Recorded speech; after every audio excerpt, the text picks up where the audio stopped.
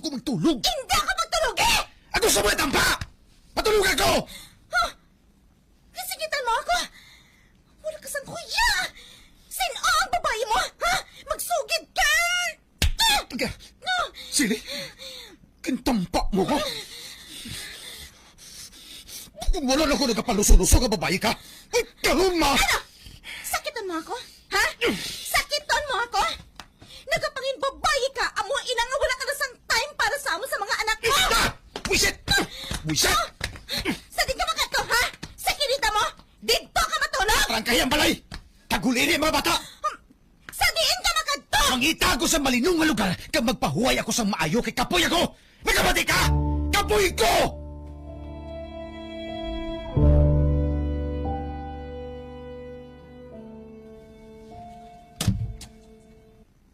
Oh, kagaw pala ini Jojo. Nga ngari ka. Kaganong silingon sige na bilay mga bag. Ha? Pa, Ah, ma. sino ang nag-abot? Oh, Jojo. Jojo? Ako ma, may ngaga. Kapoy ako kayo kag tuyo. Kagarot kay Sili. Kung manawag siya, hindi ka manawagid nga ari ako diri ha. Gusto ko yung magpaway sa ngayo. Matulog ko sa plastado kag mamuok nga tulog sa kwarto. Agad nga mong pawan ako sa akon katuyo. Nag-away bala ka mo ni Selly? Isa makitsindi sa trabaho ko ma, pa. Sa kadugay na nga amo sining trabaho ko, hindi gyapon siya maka-adjust sa akon. Basta ni bala nga intindihon niya ako. Awayon pa niya ako, katalakab laho. Nato sige. Magpahaway ka. Ugali na kita mambalanay kung nagkapahaway ka na sa mayo. Salamat gid pa. Nakasulod ko sa akon kwarto ha. Daw idinig ko magkagwantas ka kapoy ko eh. Tuyo na ko kayo.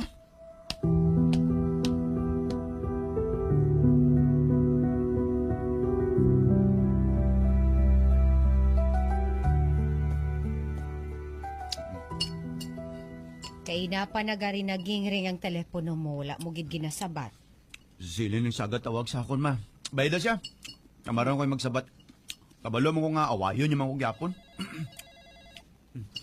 Oy, Basi kung siya namang kapanawag ngayon na. ako na lang ang masabat, basi bala kun abroad ina ang tawag. Sige, sige, sige.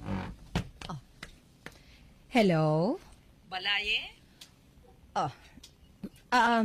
Nakatawag ka man, Balayi. Kwan. Ara ba lang dira si Jojo sa inyo? Ano ini ginabuhat niya sa anak ko kag sa mga apo naton? Kwan, ara bala sila dira subong sa inyo? Oo.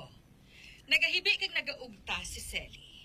Ang mga apo ko naman, nagasagad sa nginibi sa pagpagita sa ila amay.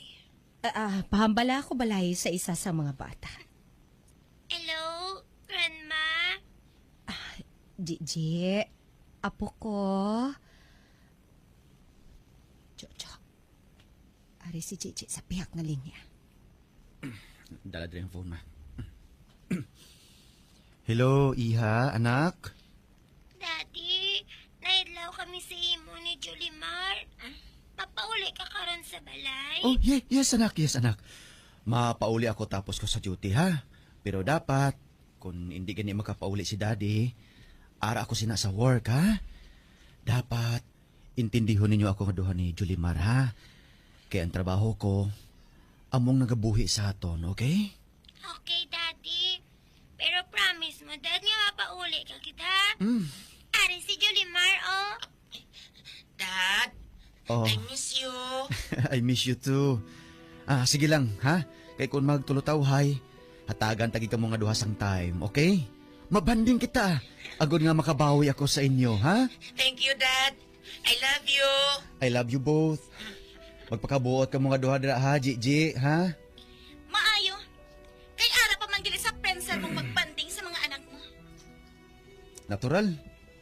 Mga anak ko sila sili. So, kay kinahanglan kanila. Nagakadapat lang nga hatagan mo sila sang imo time. Magulat ka. Kay himuon ko gid ina. Sano?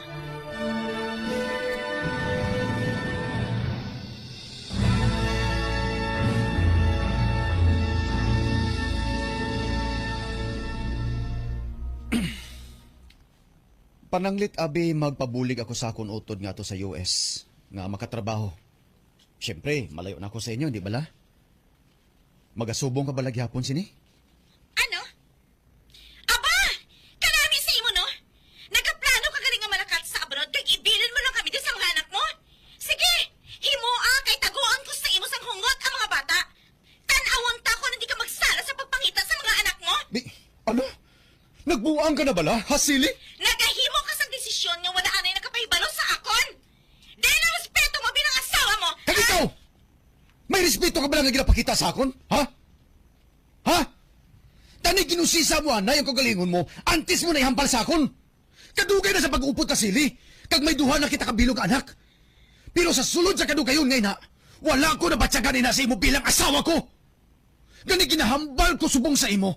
Kung hindi ka magbago, magalayo nga magalayo ang buot ko sa imo. Kag basi kung talagsa na lang kita makakitaay sa ginahimo mo sa akon. Hindi ako makaginhawa sa pagkuga mo sa akon. Nagkabati ka? Ha? Ma-enjoy ay ako sa katuan, Tameg. Natural eh.